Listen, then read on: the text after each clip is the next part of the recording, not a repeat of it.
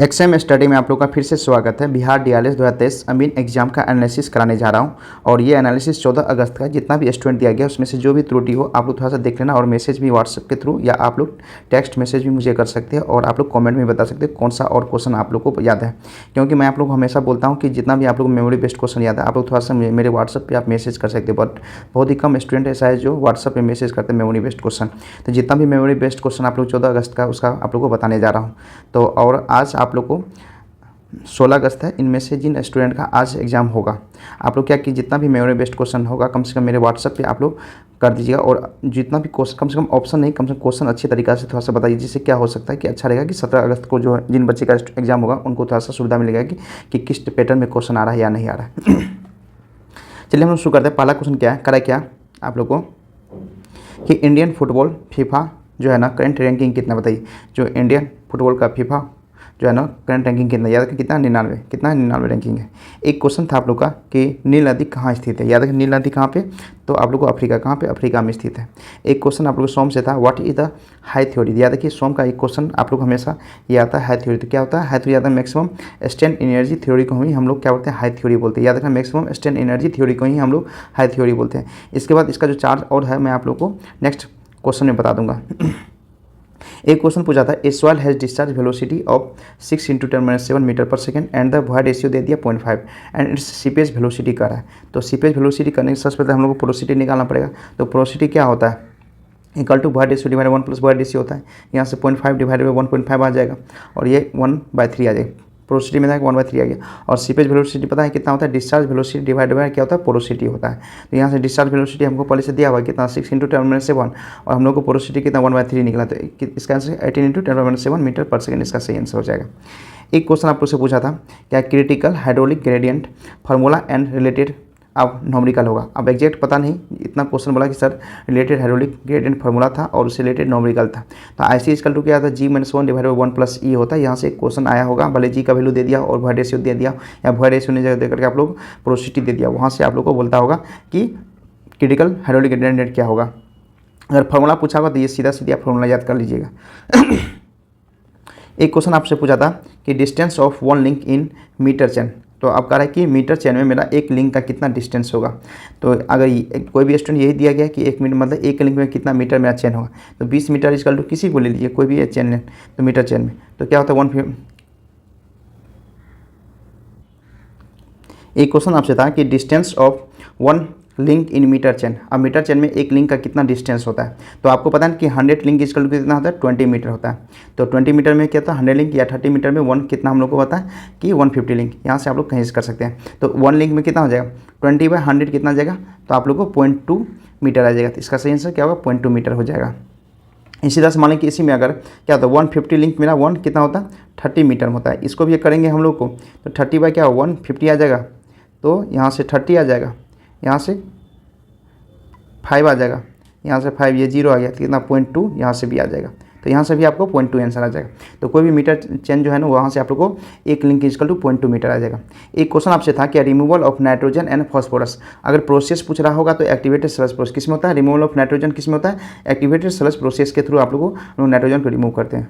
एक क्वेश्चन था कि हाई थ्योरी, फिर से पूछे हाई थ्योरी जो है ना मैक्सिमम स्टैंड एनर्जी थ्योरी। इसी में क्वेश्चन था आप लोग सेंट बेनेट थ्योरी। तो Saint Venant ST Venant theory किस में होता है मैक्सिमम प्रिंसिपल स्ट्रेंथ थ्योरी। ये आप लोग याद कर लीजिए। एक क्वेश्चन और याद कर लीजिएगा मैक्सिमम प्रिंसिपल स्ट्रेस थ्योरी क्या होता है, तो यहाँ Rankine's maximum principal stress theory किस में होता है, तो याद रखिएगा कि रैंकाइंस थ्योरी में होता है। और मैक्सिमम शियर स्ट्रेस थ्योरी किस में होता है, तो गेट्स एंड ट्रेसा थ्योरी में होता है। ये 3 या 4 को आप लोगों को थ्योरी है, चारों थ्योरी याद कीजिए तो किसी न किसी एग्जाम में एक क्वेश्चन आपको रहेगा हमेशा। एक क्वेश्चन था कि creep of coefficient of concrete for 7 day. कहा कि 7 डे में मेरा क्रीप ऑफ कोएफिशिएंट कितना होगा। तो आपको पता है 7 डे के लिए कितना होता है 2.2 कितना होता है 2.2 वैल्यू होता है। इसी तरह से अगर क्वेश्चन पूछ दिया जाता, नेक्स्ट क्वेश्चन हो सकता है आप लोग पूछ दिया जाए कि 28 दिन के लिए कितना होता है। याद रखना 28 दिन के लिए 1.6 कितना होता है 1.6 होता है। और अगर 1 ईयर के लिए पूछ दिया जाए तो 1.1 कितना होता है 1.1 1 ईयर के लिए होता है। अगर क्वेश्चन पूछे कि मॉडुलस ऑफ इलास्टिसिटी क्या होता है, याद रखना मॉडुलस ऑफ इलास्टिसिटी क्या होता है इसी इक्वल टू क्या होता है 5000 √FC। अगर ये फॉर्मूला पूछा हो तो यहाँ से, नहीं तो हो सकता है कि आपको FC का वैल्यू दे दिया हो और यहाँ से इसी का नॉमिकल पूछ दिया होता। दोनों में से कोई भी एक पूछ सकता है। जितना भी अगर नॉमिकल पूछा होगा तो कुछ FC का जैसे M20 के लिए कितना होगा मॉडुलस ऑफ इलास्टिसिटी ये पूछा होगा, नहीं तो आप लोग सीधा सीधी फॉर्मूला पूछ लिया होगा। एक क्वेश्चन पूछा था hardness of aggregate is tested by, तो याद रखना हार्डनेस ऑफ एग्रीगेट किससे टेस्ट, एब्रेशन टेस्ट किसे करते हैं हम लोग, एब्रेशन टेस्ट से करते हैं हार्डनेस ऑफ एग्रीगेट। अगला क्वेश्चन पूछा था कि carpet area percentage for office building, अब कह रहा है कि ऑफिस बिल्डिंग के लिए कारपेट एरिया कितना होगा, तो याद रखना कि कारपेट एरिया जो होता है ना ऑफिस के लिए कितना होता है 60 से 75% प्लॉट एरिया, जो प्लॉट एरिया होता है उसका 60 से 75% मेरा कारपेट एरिया होता है ऑफिस बिल्डिंग के लिए। एक क्वेश्चन था हिंदी से आप लोग को पल के बिछाना मुहावरा, तो याद रखना पल के बिछाना मुहावरा जो होता है ना किसी विशेष व्यक्ति के लिए प्रेम पूर्वक स्वागत करना, इसको हम लोग बोलते हैं पल के बिछाना मुहावरा। ये मुहावरा का इसका मुहावरा का अर्थ हुआ कि आप लोगों को किसी विशेष व्यक्ति के लिए प्रेम पूर्वक स्वागत करना। एक क्वेश्चन था कि यूनिट ऑफ रेजिस्टेंस, ये फिजिक्स से था, यूनिट रेजिस्टेंस का यूनिट क्या था, ओम, याद रखा यूनिट ऑफ रेजिस्टेंस क्या था, ओम होता है। एक क्वेश्चन आप लोग था कि कौन सा हार्मोन रक्त शर्करा के स्तर को नियंत्रित करता है, याद है इंसुलिन, कौन सा करता है, इंसुलिन जो है ना रक्त क्या था, रक्त शर्करा के स्तर को नियंत्रित करता है। एक क्वेश्चन था आप लोग को कि सॉइल से कि ratio of D10 for 2 soil, अब हो सकता है कि क्वेश्चन पूछा दो सॉइल अलग अलग दिया होगा, दोनों सॉइल का मेरा वैल्यू दे दिया होगा और उसका रेशियो पूछा होगा, तो यहाँ से हम लोग निकाल सकते हैं तो D10 का रेशियो। एक क्वेश्चन था ए लाइन से सॉइल का, विच soil is represent above the A line, याद ए लाइन के ऊपर जो होता है कौन सा सॉइल रिप्रेजेंट करता है, याद रखना क्ले, कौन करता है, क्ले करता है, और उस याद रखना ऊपर में कौन सा करता है, क्ले करता है, और याद रखना उसका क्या होता है, उसका याद रखना ए लाइन का IP क्या होता है 0.73 इंटू WL-20, ये होता है ए लाइन के ऊपर हम लोग IP का वैल्यू निकालते हैं।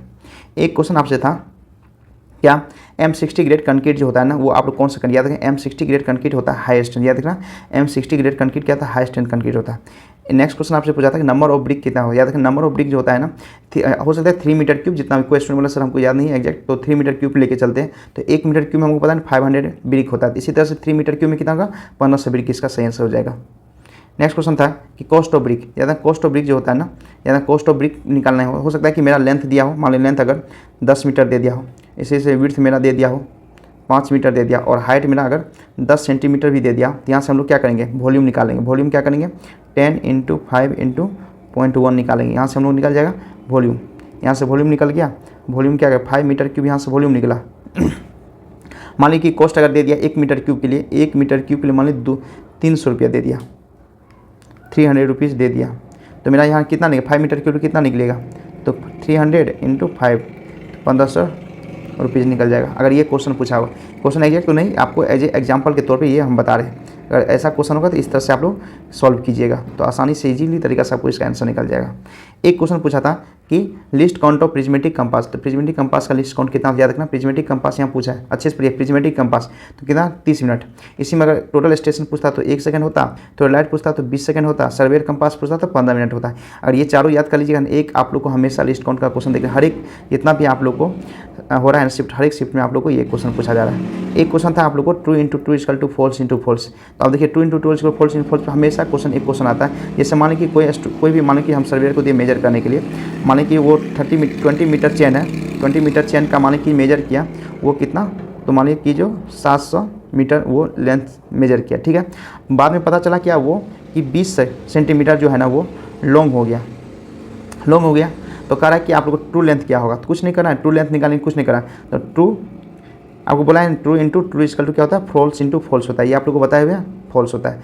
यहाँ से कितना हमको ट्रू लेंथ निकालना है, ट्रू हमको कितना 20 मीटर चेन दे दिया है, फॉल्स कितना लॉन्ग हुआ तो 20.2 हो जाएगा, फॉल्स कितना 700, यहाँ से कुछ नहीं ट्रू लेंथ क्या हो जाएगा 22/2 × 700, यहाँ से जो भी होगा आंसर निकल जाएगा।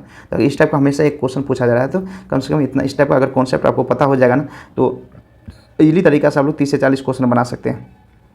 और आज जिन स्टूडेंट का एग्ज़ाम है, आज 16 अगस्त हो गया, जिन स्टूडेंट का आज एग्जाम हुआ फर्स्ट शिफ्ट और सेकंड शिफ्ट, मेरे व्हाट्सअप नंबर पे आप लोग ज़रूर जितना भी मेमोरी बेस्ड क्वेश्चन याद होगा आप लोग थोड़ा सा मैसेज कर दीजिए, और अच्छे तरीके से मैसेज कीजिए जिससे एनालिसिस करने में कोई दिक्कत ना हो, कम से कम क्वेश्चन हमको अच्छे तरीके से बता दीजिएगा, जिससे क्या हो सकता है कि 17 अगस्त को जो जिन बच्चे का स्टूडेंट का एग्जाम होगा कम से कम उनको बेनिफिट पता चल जाए कि 16 अगस्त के जो प्रीवियस एग्जाम हुआ उसमें पैटर्न कैसा रहा। और याद रखिए हमेशा हिंदी से 3 क्वेश्चन और इंग्लिश से 3 क्वेश्चन पूछ रहा है। रीजनिंग में याद रखना, हमेशा याद रखना कि सिटिंग अरेंजमेंट से क्वेश्चन आ रहा है, सिटिंग अरेंजमेंट हमेशा क्वेश्चन आ रहा है। एक क्वेश्चन आप लोग को किससे आ रहा है, तो वर्ड से आ रहा है, एक क्वेश्चन आप लोग से क्या है कि नंबर बेसिस पे आ रहा है, तो नंबर इंक्रीजेंट, एक आप लोगों को क्या है अल्फ़ाबेटिक पे आ रहा है। ये इतना थोड़ा सा ये 4-5 आप जितना भी आप हम एनालिसिस करें सब में 5 से 6 टॉपिक बताए रीजनिंग का, यहाँ से हमेशा क्वेश्चन पूछा जा रहा है। चलिए thank you guys for watching this video.